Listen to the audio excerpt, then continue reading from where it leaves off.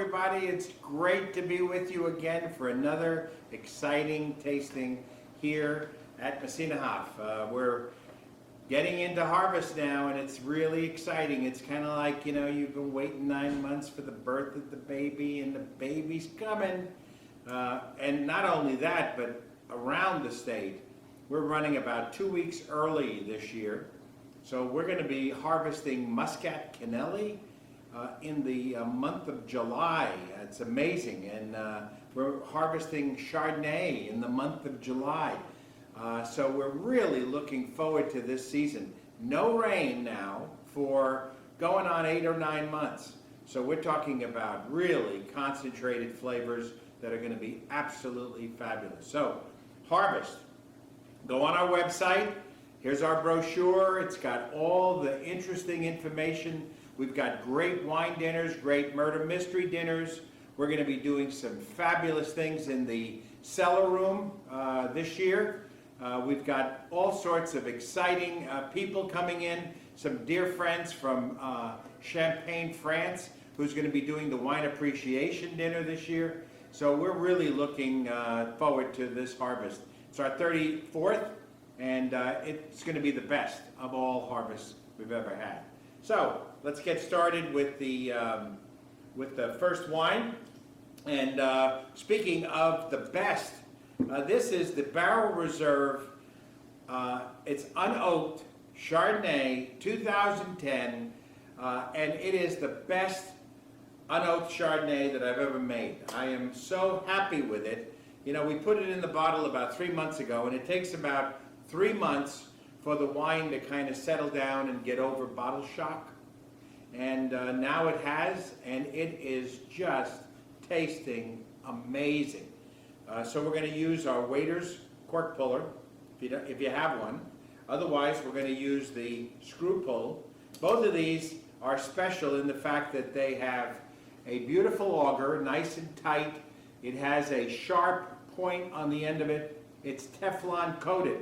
So the beauty of it is the fact that the auger goes through the cork really easy. You don't like these wine openers that have an auger that is really thick and blunt on the end. You really want to get something that's sharp on the end. So here we go. We're going to put this one in. You turn it. And this is called the double clutch, because it has 2 notches. The first notch, you just get it out of the bottle a little of the way. Then you put the second clutch in and you pull it the rest of the way. When you get to the very top, it's best not to just do that, because there's no point in doing that. You kind of shake the wine up a little bit. There's no reason to make a whole bunch of noise. At this point, you can just wiggle it and the cork will come right out, and it's no big deal. So then you twist it off. Again, when you're at home, first thing I would recommend, smell it. It should smell like Chardonnay. That's about all that it should smell like. I wouldn't spend a whole lot of time smelling it, because otherwise it shows that you need a life, and there's not too much to it. When you go to a restaurant, they're going to serve you the cork. They should serve you the cork. I would say half the restaurants that I go to today, someone presents to me the cork. I'd say 25% of the restaurants, they actually open it out of sight, which is not a good thing. And 25% do it the right way, and they give you the cork. When they give you the cork, you basically just feel the cork, smell the cork, make sure that it smells like what the wine is, and then basically so say thank you, that's good. Then we're going to take our little metal foil, and we're going to put it in the bottle, because it makes such an elegant method by which you can pour the wine. We are going to use the Venturi, because the Venturi aerates the wine as it's poured in. And that's equivalent to about 30 minutes of letting the wine breathe. I think Chardonnay is one of those wines that benefits by letting the wine breathe a little bit, because it kind of opens up those beautiful flavors of cream and vanilla. This wine has never been in an oak barrel, but yet it still has the varietal characteristic of vanilla and cream just because of the nature of the Chardonnay. We did put this wine through a process called malolactic fermentation, so it's got that creamy character. Malic acid is the green acid. It's the acid in a granny apple.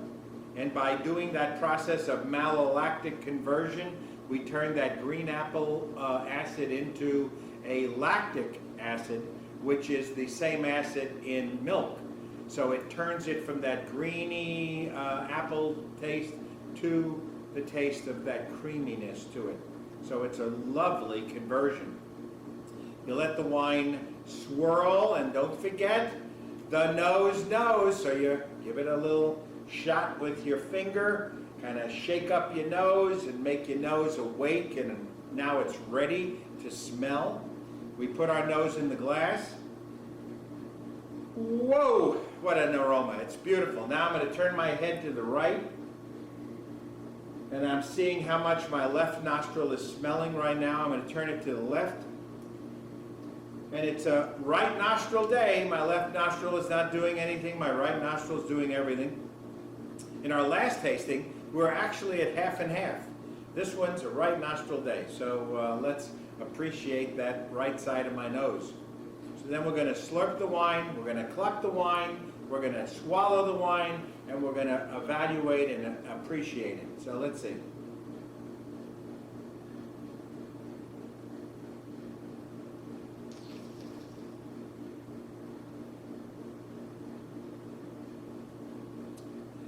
Wow, beautiful wine. It's 2010.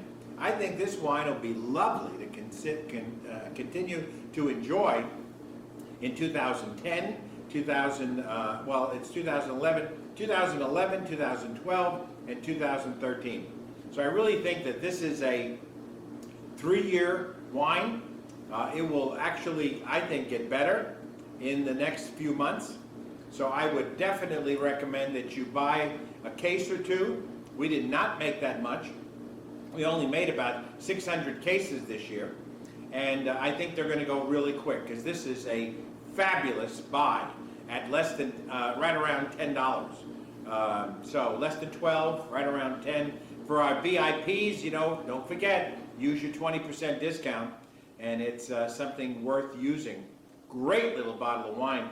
Super with shrimp, chicken, fettuccine Alfredo, be a fabulous combination. You know, so it's a really nice unoaked Chardonnay.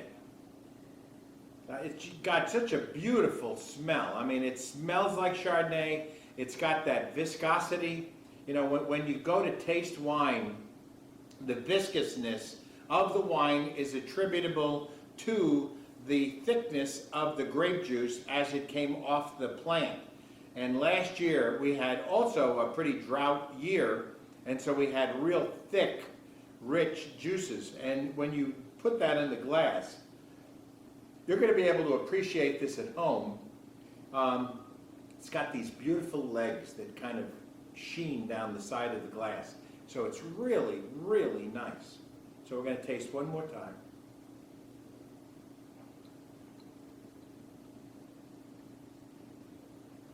Wow. You know, it's one of my favorite white wines that we make here at Messina Hof.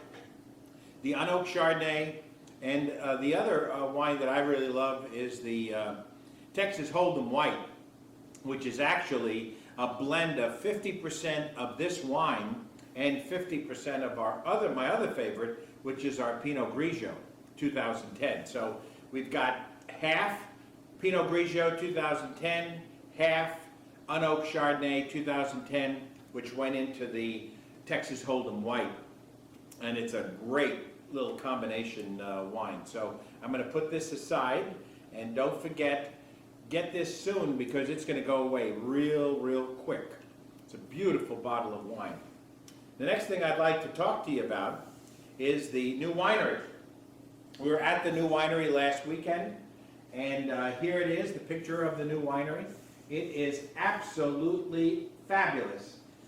It has a castle turret right over here. It's all stone from the hill country, and this beautiful front of the building, located right on 290, halfway between Stonewall, a great little town that I still haven't found the downtown area yet. I've tried 3 times. I cannot find downtown Stonewall. So please, if someone could email me at wine@messinahof.com so I could find downtown Stonewall. And then it's 5 miles from Fredericksburg, which you can easily find. And it's on the right-hand side of the road. We have this beautiful tasting room. We have a chapel over here where we'll be doing weddings. We have this great event center over here and a wine bar over here. On the back in the woods by a lake, and the lake is a beautiful little lake, is our 4 cottages, which we call our bed and breakfast, which is going to be 4 villa suites. So fabulous place, opening October 20th. So I hope our builder is watching this presentation today so that he knows that it's October 20th, not February. So we're looking forward to the big grand opening. It's the kickoff event for the Fredericksburg Food and Wine Festival. So it's going to be a happening. We're looking for some great entertainment, and we're going to have a great staff that we're going to train out there to provide good Messina Hof hospitality in the Hill Country. The name of the place is called Messina Hof Hill Country. And so we're going to have very unique wines that are only sold at the tasting room. And they're specifically being bottled for that particular location. So they're only going to be available at the tasting room. So we look forward to that. The next thing is we have the Go Local, Go Texan program, which is going to be the month of July, specifically on the 25th of July through the 31st. Get your bumper sticker. We've got them here at the winery. We also have these beautiful cards that you can drop off at a restaurant that says that we really appreciate the fact that you're supporting Texas wines. Messina Hof this year is on the wine list of about 150 restaurants in the state of Texas that'll be serving Messina Hof in the month of July during the 25th through the 31st. So when you go to a restaurant and you see Messina Hof on the list, please thank them for putting it on the list. We appreciate their support, and by doing so, they're supporting Go Local, which makes all the sense in the world. Why would you serve French wine in Texas? I can tell you that when I go to France, there are no Texas wines on French wine lists. There are none. So be proud. Go local. Makes sense. Okay, we're going to do our next wine, which is a favorite of mine. I have to say that. Thanks, Mom. It's called Mama Rosa Rosé, and it is probably the most beautiful rosé in the world, because to make a beautiful rosé, it has this salmon pink color. And this wine is, we don't need the Venturi for this one. We want to pour it in the glass, and I hope that you can appreciate the color. When I hold this up to natural light, it looks like a pink diamond. It's beautiful. It's absolutely gorgeous. It has a hint of pink and a hint of blue in the wine. It is absolutely gorgeous. So here we go. We're going to pour it. We bottle this with some effervescence. So the wine has what's known as natural frizzante. So it actually has a little bit of bubbles in it, which is what we did deliberately for this wine. The wine is not only beautiful in color, but it smells so good. So let's wake up the nose again. And here we go. Let's see if the right nostril is still going at it. Oh boy. Absolutely. Maybe even more now than it was on the first wine. So let's taste it.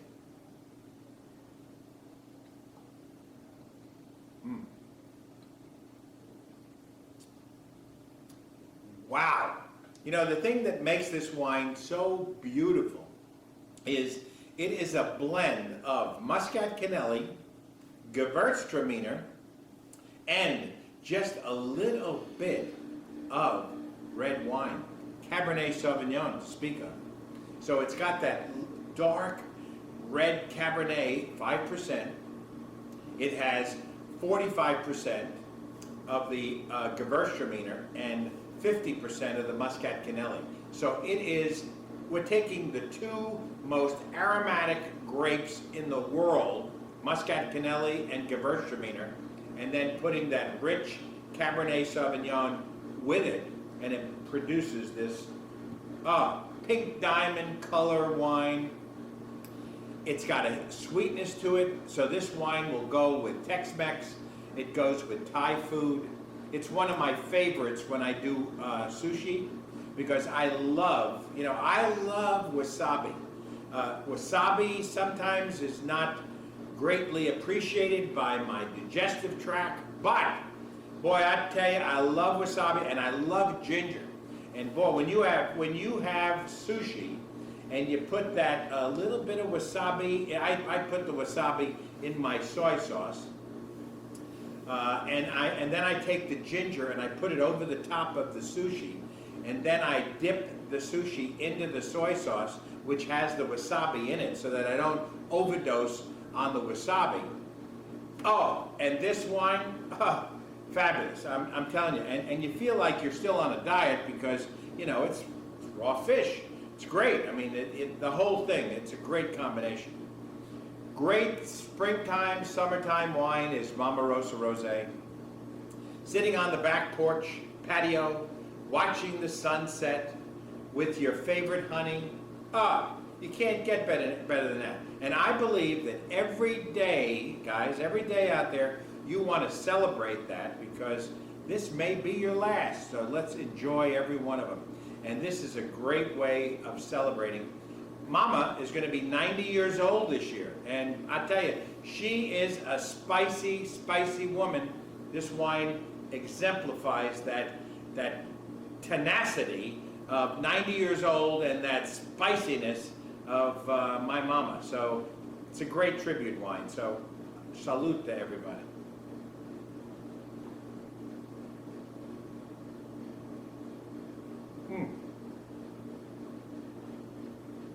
Unbelievable. That's a wow, wow. I'm telling you, I love that wine. You know, rosés are getting popular again. The reason why they're getting popular again is they're so versatile. If you want to serve this rosé with a steak that has a lovely sauce on it, it'll go. If you have an enchilada, a burrito, a pizza, anything, it goes. So, if you're concerned about matching the food and wine just perfectly, rosé typically fits the bill. So enjoy it. So now we'll go on to our next wine. I did want to show you something about this though, you know, because these wines are very delicate. Rosés are very, very delicate wines. It's very, very important that when you finish whatever you're going to drink of that wine today, what you don't want to do is you don't want to take a cork and just put the cork in it. And the reason why you don't want to do that is because if we look at this liquid, from here up is air. Air is not good for a finished wine. Air is essential while it's fermenting. As a matter of fact, we deliberately pump air into the tank in order to create a robust fermentation. But now that it's over, now that the fermentation's over, we want to preserve all of the natural aromas of this wine. So don't use a cork to stop or up the wine. You don't want to do that. This is called a vacuvan. It's a rubber stopper that has a valve in it. You put it in the top of the bottle. You take your pump and you put the pump in on the top. And probably about 5, 4, 5, I can feel the vacuum. And there's a good, hard vacuum in this bottle right now. As a matter of fact, I'll let you listen, if you listen carefully, to me pushing the valve and letting the air back in the bottle. Listen. See, that shows how good a vacuum we've created. So let's go back. 1, 2, 3, 4, and 5. And that's a great vacuum. That bottle should go in the refrigerator. Do not lay the wine down. You only lay wine down when it has a cork in it, because these valves will drip.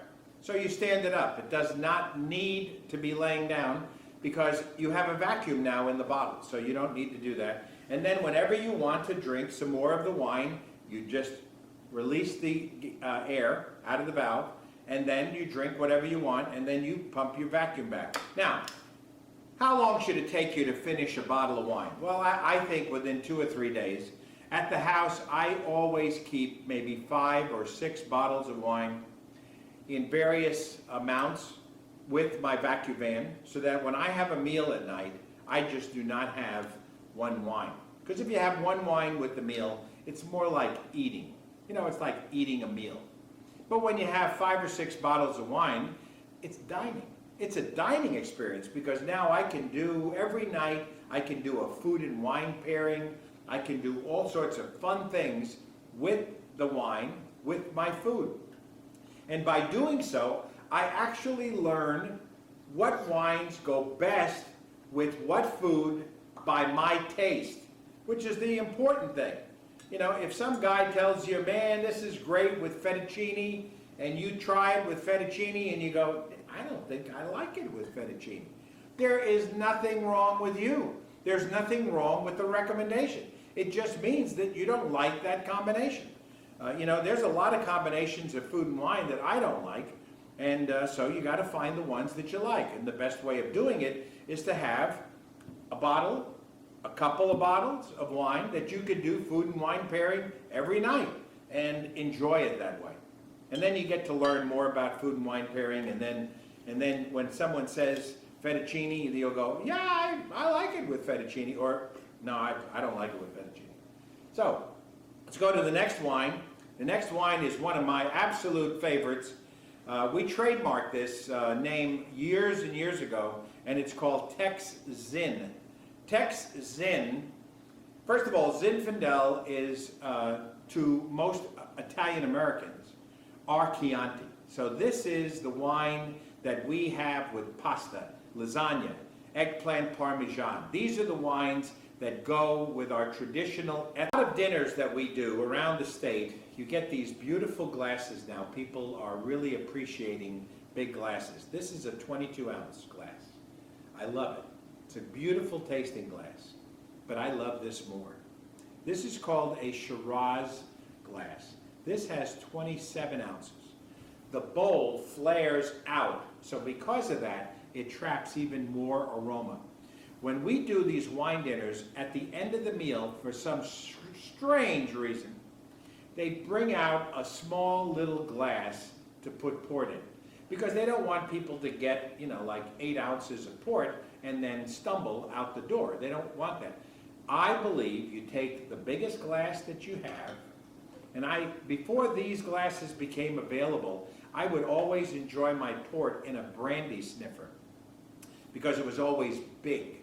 And the reason why it was big is because brandy has this great smell.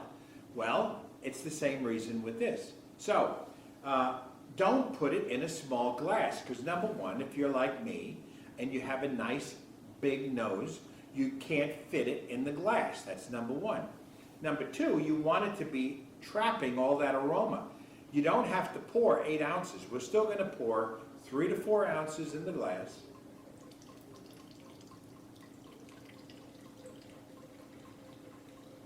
Okay?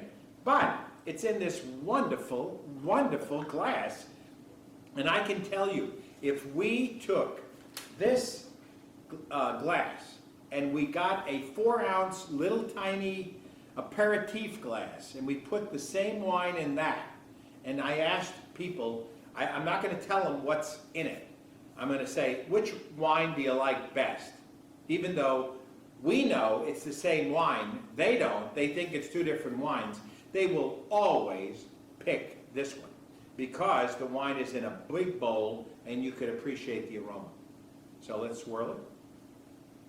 See, this wine is so thick, it's even hard to get it started swirling because it's like moving a thick, beautiful mass of liquid. You know, it's just amazing.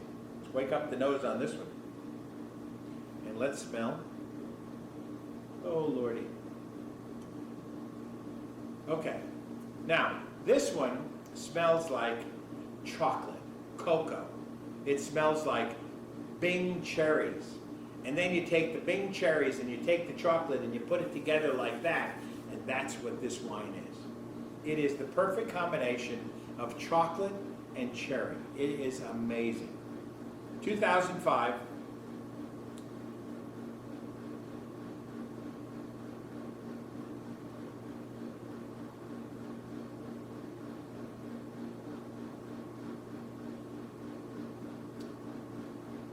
I mean, what can I say? It's amazing. This wine won the Houston Livestock Show and Rodeo. It's won gold medals everywhere. It's unique. It comes from the Lenoir grape. And where the Lenoir grape originates, I couldn't tell you. We think it's maybe a combination that hybridized over the years. Maybe it started out as an American variety. The Spaniards took it to Spain. The French took it back to France. It hybridized with a little bit of European vinifera. It came back to the States. It was planted in Texas more than 125 years ago. It grows beautifully in our vineyard. It doesn't mind humidity. It likes heat. It produces incredible sugars. It's just an amazing wine and grape for the state of Texas. And it is fabulous as a dessert. It's fabulous poured over old-fashioned vanilla bluebell ice cream. I mean, I'm telling you, that combination is like I died and went to heaven. You get some vanilla bean, vanilla ice cream from Bluebell, 2 scoops preferably, about 4 ounces of port over the top of the ice cream, and then a glass of the port, and now you have port and cream. So you have this wonderful ice cream float. Now, I also like, you get some real whipped cream, fill up the brandy sniffer. I like my sundae in this Shiraz glass. And then you take a cherry and you put it on top, and you put some sprinkles on the whipped cream, and you've got yourself one heck of a port and cream sundae. It is like amazing. And then you have your port, and then for those of you who enjoy a good cigar, this coming weekend will be the world premiere of the Messina Hof port-infused cigar. So we're going to have a cigar tasting on the back deck, overlooking the beautiful Lake Messina Hof, enjoying our Messina Hof port-infused cigars. So, I mean, what can I tell you? It's going to be a fabulous weekend. So, for all of our Messina Hof friends, for all of us here, for all of you that are part of our family, we wish you the beginning of a great harvest.